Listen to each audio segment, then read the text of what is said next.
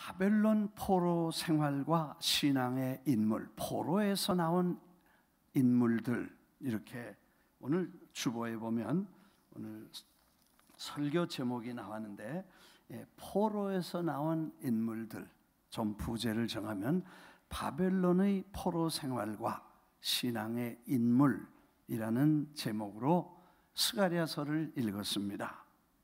바벨론 포로 생활의 의미, 우리가 계속해서 공부해 왔습니다. 현대 강해 설교의 대가라고 할 수 있는 영국의 존 스토트 목사님은 이런 말을 한번 강의에서 하셨습니다. 복음주의자들에게 약점은 성경적인 측면은 강하지만 현실에 대한 이해가 취약하고, 반대로 자유주의자들의 약점은 현대 세계에 대한 이해는 뛰어나지만 성경적 관점이 취약한 것이다.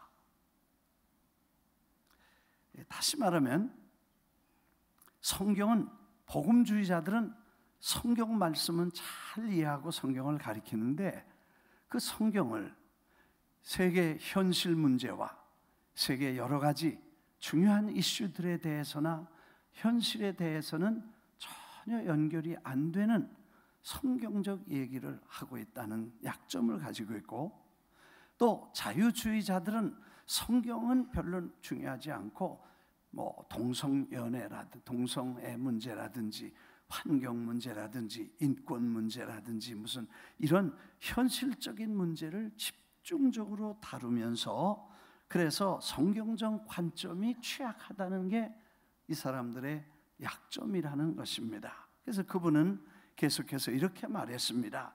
현실 세계와 관련 없는 본문의 주석은 비역사성에 무릎을 꿇는 것이고, 그러니까 성경 주석, 성경만 계속 주석해 가는 것은 역사와 현실을 전혀 쳐다보지 않는 비현실성 있는 그런 설교가 될 것이고, 그 다음에 해석 없는 성경의 깊은 뿌리를 내리지 않은 현대적인 적용은 성경의 계시와 전혀 무관한 실존주의에 굴복하는 것이다.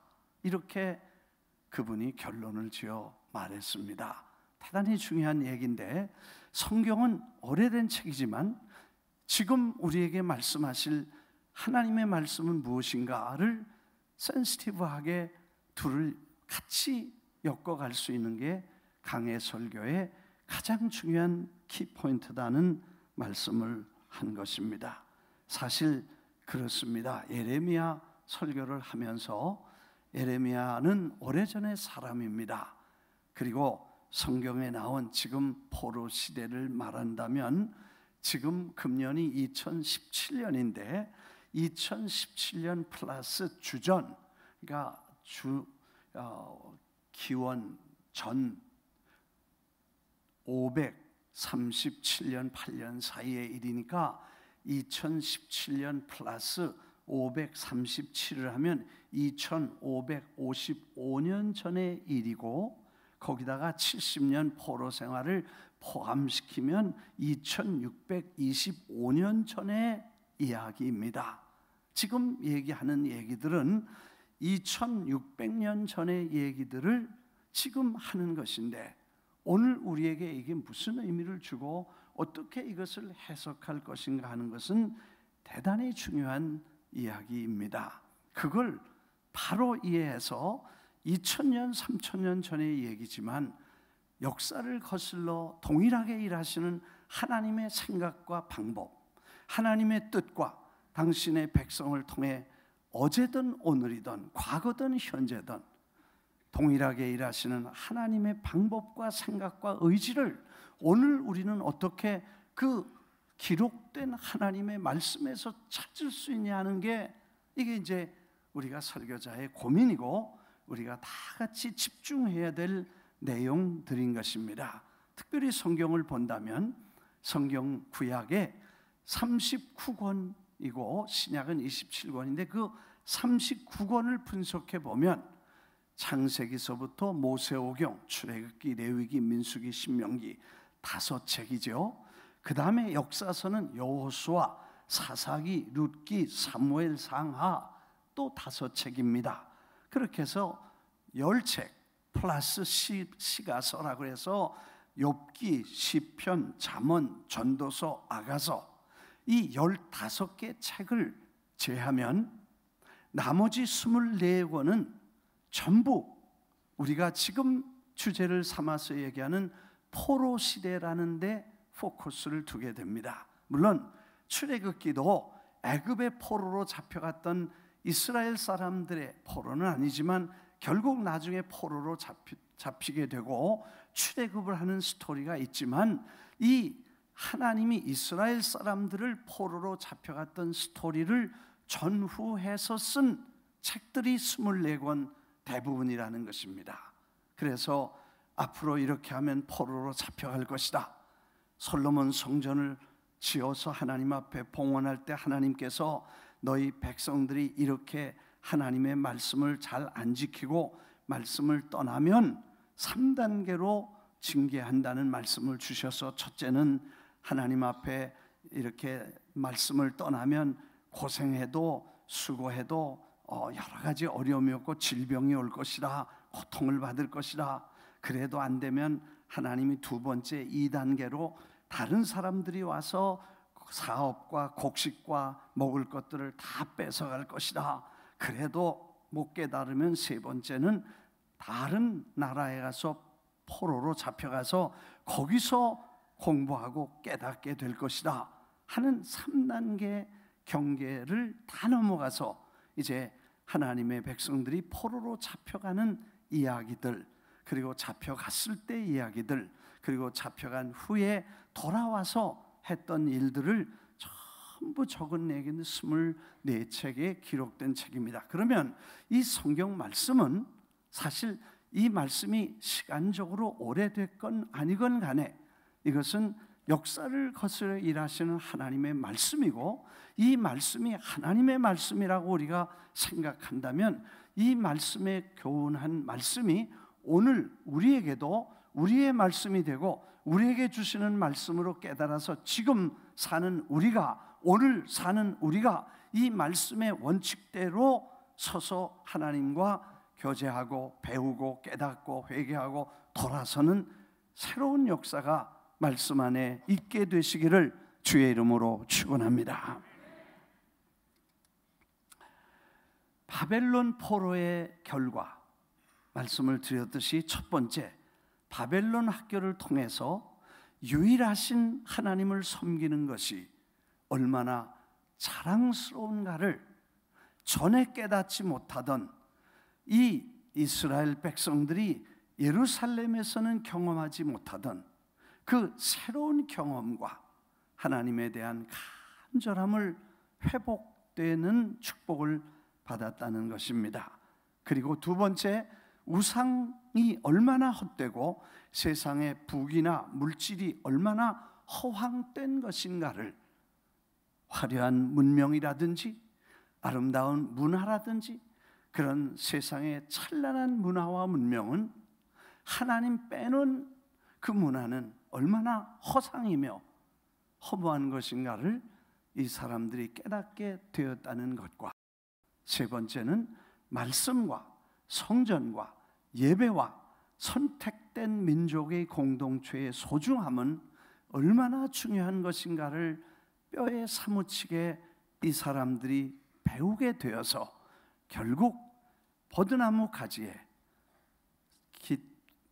비파를 얹어놓고 시온을 생각하면서 바벨론 강가에서 울었던 그 사람들의 모습을 보면서 그들이 깨달은 것이 얼마나 소중한가를 알게 되었다고 한 말씀까지 드렸습니다. 이제 네 번째, 그 바벨론 포로 생활을 통해서 하나님은 그 민족의 위대한 지도자들을 세우셨다는 것입니다. 포로 전에는 사람들이 많지 않았습니다. 인물이 없었습니다. 나라가 망하던 민족이 어떻게 되던 아무런 관심 없는 참 지도자가 없습니다. 선지자라는 거짓 선지자들이 나와서 참말하는 사람을 대적하고 목에 멍에를 꺾고 그를 핍박하는 무서운 외로운 삶을 살던 에레미야를 생각해 봅니다. 마지막 예언자, 외로운 예언자, 순환의 예언자 에레미야는 동지도 동역자도 찾기 어려운 외로운 길을 갔습니다. 왜냐하면 사람이 없기 때문에, 인물이 없기 때문에. 사실 그때 지도자들이 많이 나왔었으면 민족을 이끌 지도자, 부흥을 이끌어낼 수 있는 신령한 영적 지도자, 조국을 바로잡을 그런 인물들이 좀 나왔으면 좋은데 그런 사람이 나오지 않았었습니다. 시대를 바꿀 큰 인물들이 좀 나와서 이 나라를 살렸으면 좋은데 그런 일꾼들이 거의 없었습니다. 포로로 잡혀간 후에 놀라운 일이 생겼습니다. 70년밖에 안 되는 짧은 기간인데 너무 많은 어마어마한 위대한 지도자들이, 민족의 지도자, 신령한 지도자, 영적 지도자, 큰 인물들이 수도 없이 나오게 됩니다.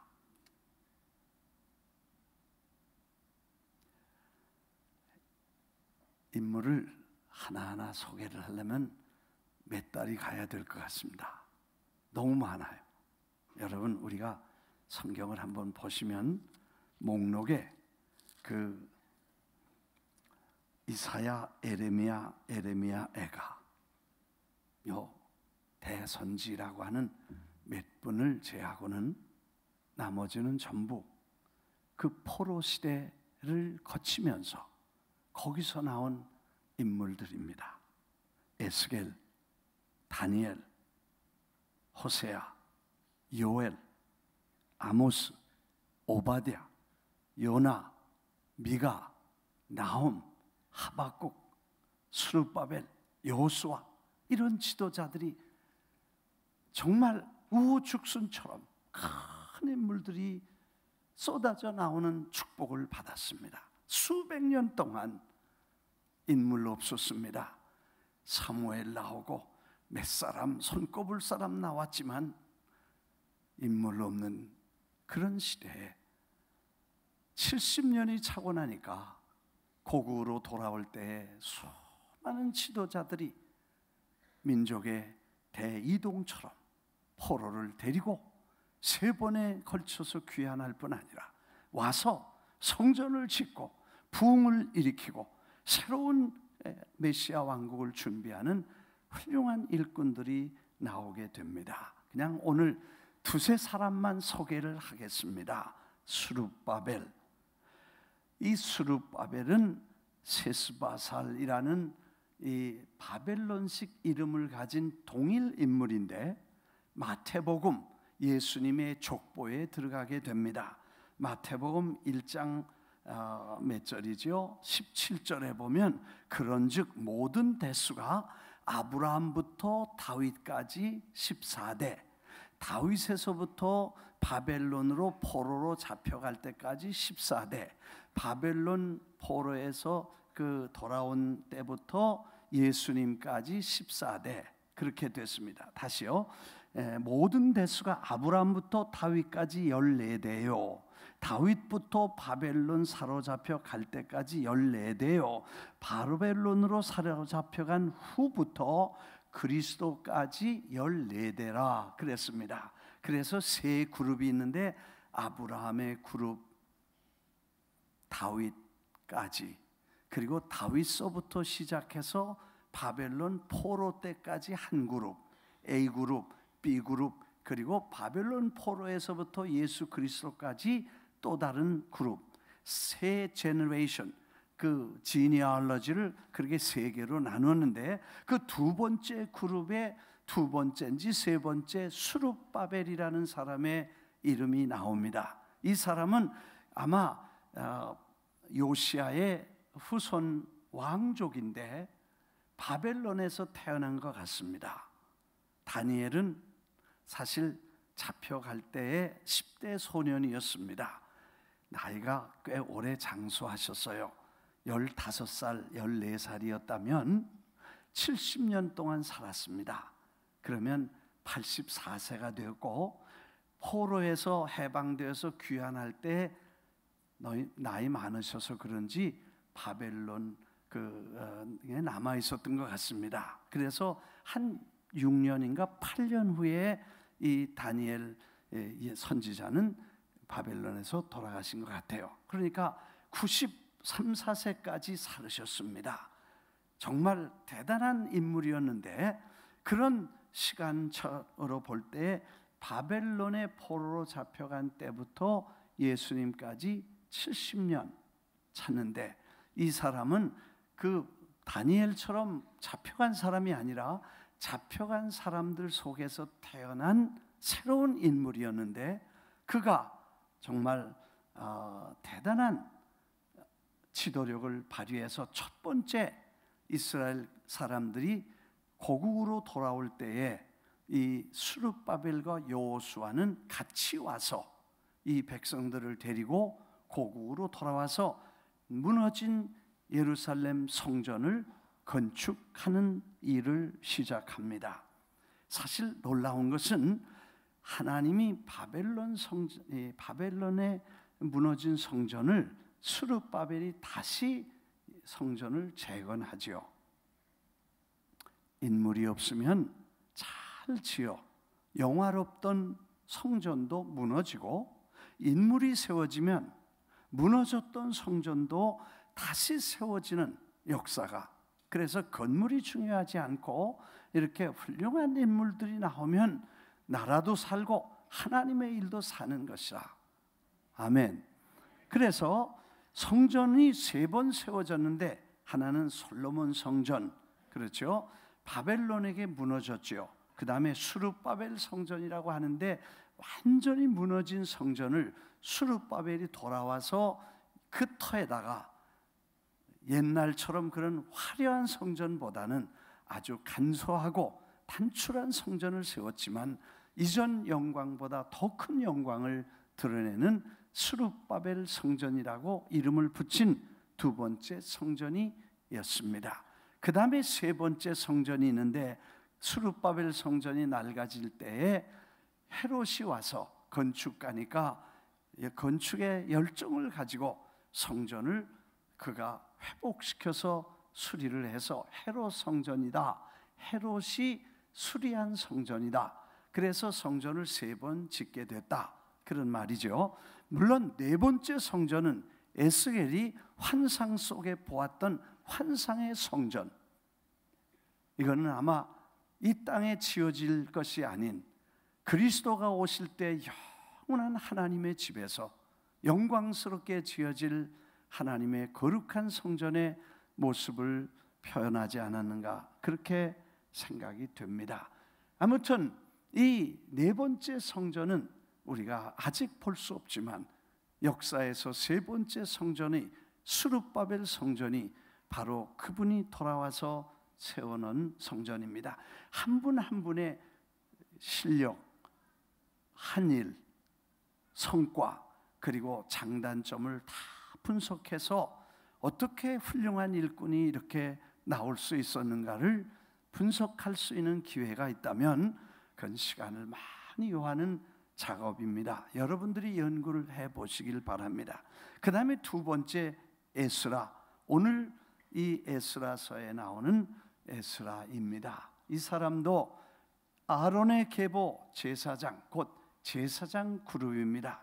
모세의 율법에 통달한 학자입니다. 주전 457년에 2차 포로 귀환 때 1750명의 남자들을 인솔하고, 여자는 포함해서 5000명이라니까 아마 여자분들은 3250명쯤 되겠습니다. 남자의 배로 여자까지 5000명이 2번째 저 바벨론에서 고토로 돌아왔습니다.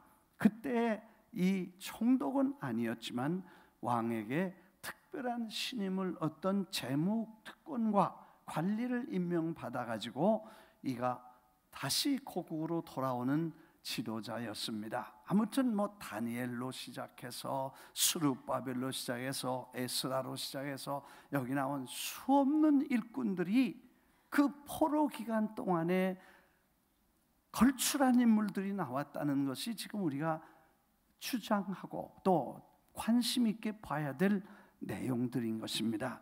에스라는 신앙의 인물입니다.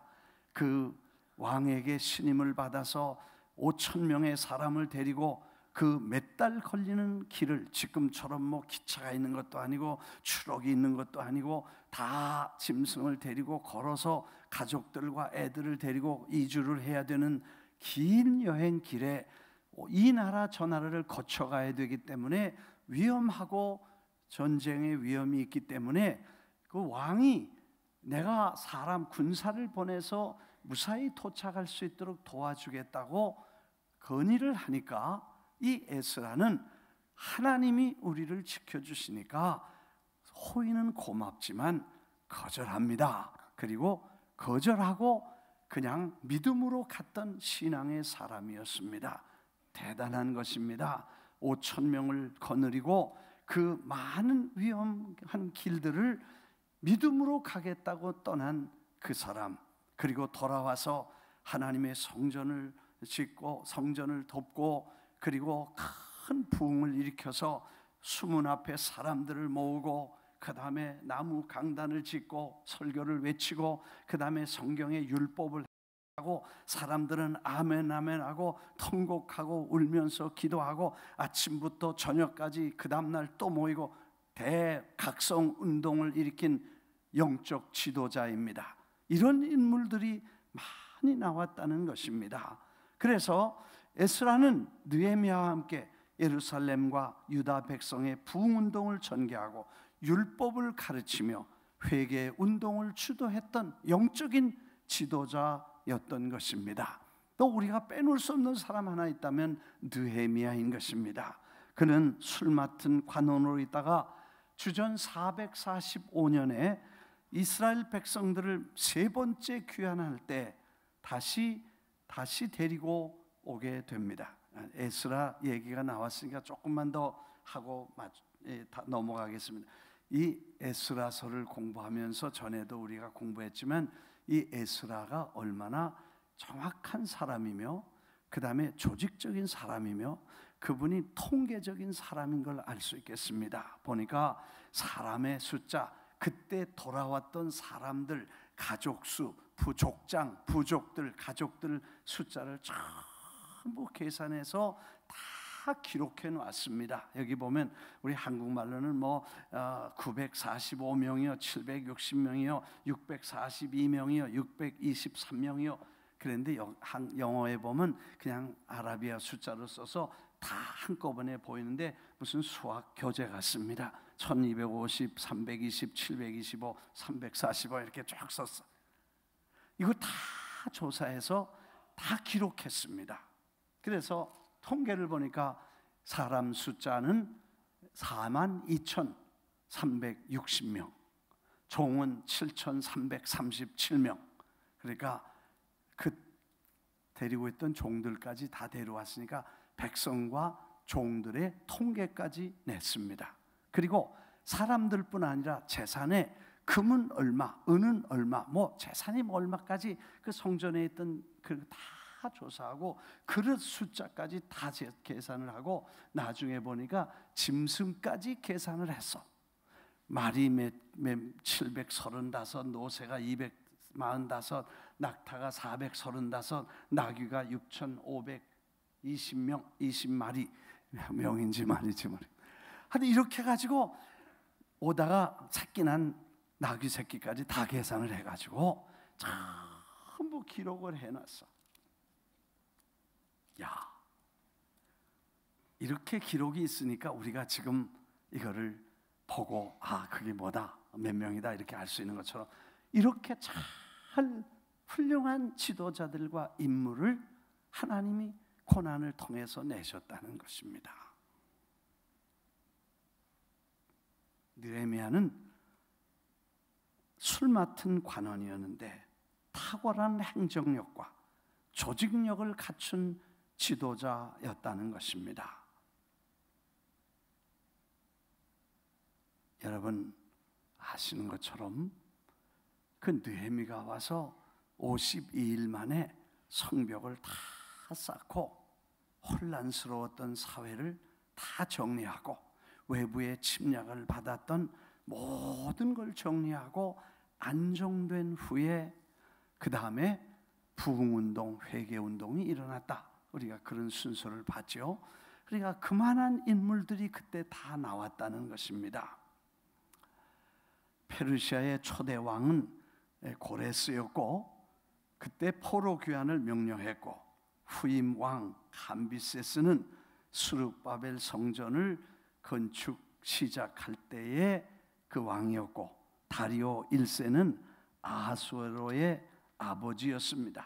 그래서 그 아하수에로 아버지가 그때 이제 누구예요? 우리 말하는 그 에스더가 그때 그 아들이 부인이 되죠. 그리고 그때 전부 그 에스더와 그 다음에 에스더의 삼촌 같이 이렇게 있던 시대. 그리고 그때 다 이 스페인과 우리가 말하는 지금 살라미스 전쟁, 이 그리스와 페르시아의 전쟁이 다 그때 일어났었습니다. 그래서 마라톤 전쟁도 있고 그때 마라톤이 시작된 그 경기가 됐죠. 하여튼 그 시절에 전부 다 지도자들이 나오는데 그 중에 남자들만이 아니라 여자도 에스더도 나라를 위해서 민족이 정말 민족을 위한 지도자, 죽으면 죽으리라고 목숨을 내는 그런 대단한 그런 지도자가 나왔었습니다. 그 이름이 에스더였습니다. 근데 에스더도 그 포로 시절에 나온 인물들이었습니다. 뭐 이렇게 수없는 일꾼들이 나왔는데 그걸 다 열거할 수 없지만 제가 좁은 생각으로 또 우둔한 생각으로 도대체 어떻게 포로 생활에서 이런 인물이 나왔을까? 그런 배경은 뭘까? 물론 하나님이 그 사람들을 퓨리파이 시키고 지도자들을 세우셨지만 그러나 배경은 뭔가를 한번 생각해 보니까 세 가지를 들 수가 있었습니다. 그 중에 첫 번째는 어려운 환경이 그렇게 만들었다는 것을 볼 수 있습니다. 가난한 환경, 아니 포로로 잡혀가서 남의 나라에 가서 종살이하는 어려운 시대에 훌륭한 일꾼들을 배출했다는 것입니다. 여러분, 가난한 게 문제가 아닙니다. 어려운 게 문제가 아닙니다. 어떤 때는 너무 넉넉한 게 문제입니다. 여러분, 애들도 어렵고 가난하고 힘들다고 마음 아파하지 마세요. 애들 키울 때 그렇게 고생시킨다고 절대로 걱정하지 마세요. 젊을 때 고생은 금을 주고도 사라, 그런 말이 있잖아요. 왜 아멘 안 하세요? 네. 쟤는 저렇게, 저는 또 부잣집에 태어나서 저렇게 호강하는데 우리 애는 이렇게 고생하고 된장찌개만 먹이고 이게 뭐냐? 그런 걱정하지 마세요. 그런 데서 인물 나와요. 네. 내가 보면 지금 우리 한국에도 문제가 그거야. 등 따쓰고 배불러. 6.25 사변 난 지 50년이 났으니까 2000년 되면 50년, 17년 되면 67년 됐는데 6.25 사변 지나고 나서 그때 고생했던 분들이 그 얘기하면 별로 좋아하지 않아. 그때 뭐 배가 고팠다 뭐 그러면 애들이 하는 말이 왜 그때 라면 끓여 먹지 왜 그랬냐 그래. 야 이놈은 라면이 어디 있었냐 그래. 그런데 지금 그렇게 고생해서 나라 세우고 그렇게 애를 써서 나라가 부강해서 세계적인 국가를 만들었는데 거기서 등 따쓰고 배부른 애들이 뭐라고 얘기하는지 들어보면 한심하기 그지없고 오히려 두려울 정도가 됐다면 여러분, 잘 먹고 잘 사는 게 축복이 아니에요. 또 그런 데서부터 이게 문제가 되는 게 아니고 오히려 힘들고 어렵고 고난 속에 있을 때 인물들이 나올 수 있다는 것을 생각해야 돼요. 저는 우리 교계에서 한경직 목사님, 그 참 훌륭한 분이죠. 김중건 박사님, 뭐 이런 분들은 다 한국 시대가 낳은 인물들인데, 그 조영기 목사님들 그런 분들 다 어렸을 때 가난하고 폐병 걸리고 죽을 고생하고, 그런 분들이 다 나중에 보면 큰 인물이 돼서 나는 건강해서 그런 게 안 왔나 봐. 그런 병을 안 알아서 그렇게 못했어. 근데 그런 훌륭한 분들을 보면 다 그런 무서운 고난의 길을 겪고 나서 세계적인 인물들이 되고 민족을 살리는 지도자들이 참 됐다는 거 나중에 생각할 수 있습니다. 하여튼 지금 젊은이들을 보면서 나라 팔아먹을 미친 시대를 살아가는 이유는 아마 가난해서가 아니라, 어려워서가 아니라, 너무 넉넉해서, 너무 풍성해서, 너무 편안해서 생기는 문제가 아닌가, 그런 생각을 해봅니다. 두 번째는 애국적인 조건에서 생겼다고 봅니다. 사람이 옆에 있을 때는 소중한 줄 모릅니다. 원수 그래도 죽고 나면 그리워하게 되고, 그때 우산이 얼마나 큰지를 알게 된다, 그렇게 말합니다. 나라, 조국이 뭘 해줬나? 아무것도 한 것이 없습니다.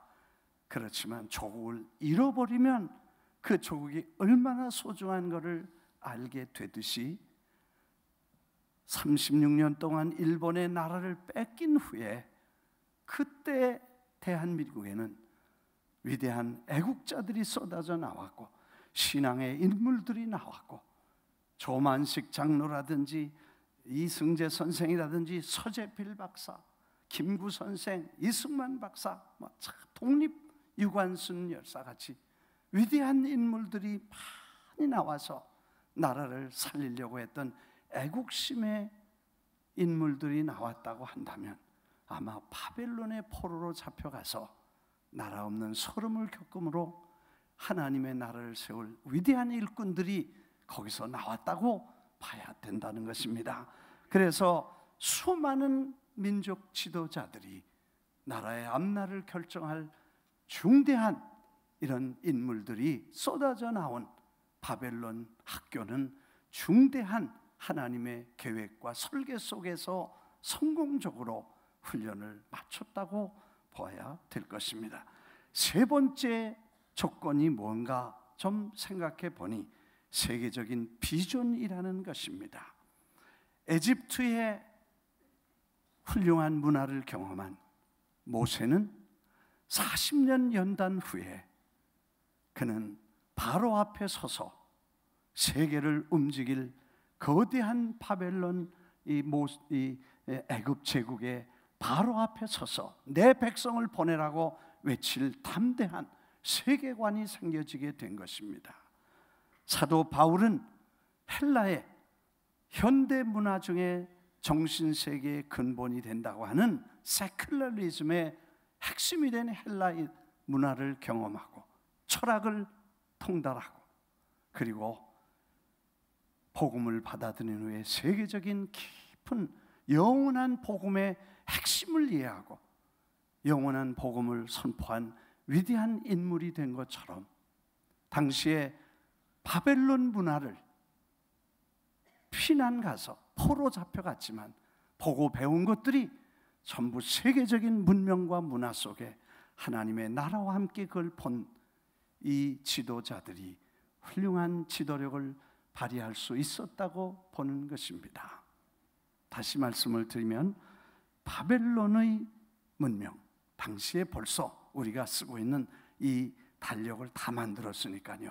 그리고 추나 추동 4계절, 그리고 1년 365일, 그 다음에 30일, 그 다음에 하루는 24시간, 그리고 1시간은 60분, 그리고 하루는 24시간, 그리고 1시간은 60분, 1분은 60초. 그때 다 벌써 만든 것입니다. 달력이 다 돼서 1년에 2번 낮과 밤의 길이가 똑같은 춘분과 추분의 날짜까지 그때 다 나왔습니다. 바벨론 포로로 잡혀갔다 와서 이스라엘 사람들은 그 달력을 그때까지 쓰고 있었으니까요. 그만큼 벌써 천문학, 농학, 수학, 그리고 과학, 의학까지 다 발달한 세계적인 문명을 경험한 지도자들이 신앙과 함께 세계를 움직일 하나님의 역사를 키워가는 인물들이 나올 수 있었다는 배경을 보면 결론입니다. 우리 이민자들, 우리 자녀들 뉴욕에서 키우면서, 미국에서 키우면서 우물 안에 개구리 만들지 않게 되기를 바랍니다. 어려서 세계를 볼 수 있게 되기를 바랍니다. 세계적인 교회에서 세계 선교를 배울 수 있는 훌륭한 인물들이 많이 나오게 되기를 주의 이름으로 축원합니다. 잘 먹고 잘 키울 생각하지 말고 꿈 있는 세계를 품고 기도할 인물들을 키워낼 사명을, 그리고 하나님께서 이 조국이 어려움을 겪는 이 시대에 우리의 자녀들이 다 일어나서 조국과 민족을 위해, 세계를 위해서 일할 위대한 인물들을 계속 키워내시도록 기도하고 하나님의 사람들을 잘 키워낼 수 있기를 바랍니다. 한국의 목사님들 새로 세대 교체하는 데 보니까 90% 이상 다 미국에서 목회하시던 분들 다 들어가서 목회를 하셔.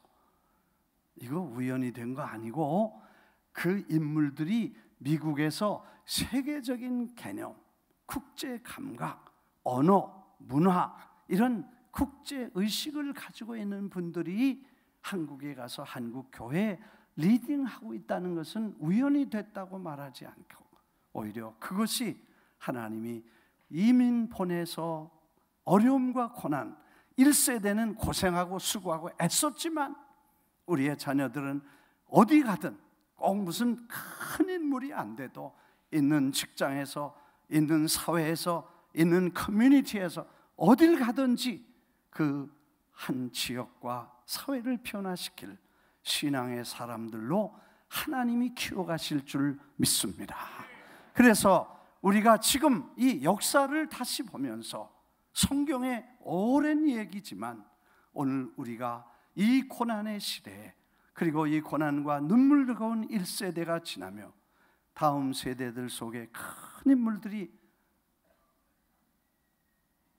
많이 나와서 나라와 민족과 인류를 위해, 하나님의 왕국을 위해 쓰임받는 하나님의 사람들이 나오게 되기를 기도해 주시기를 바랍니다.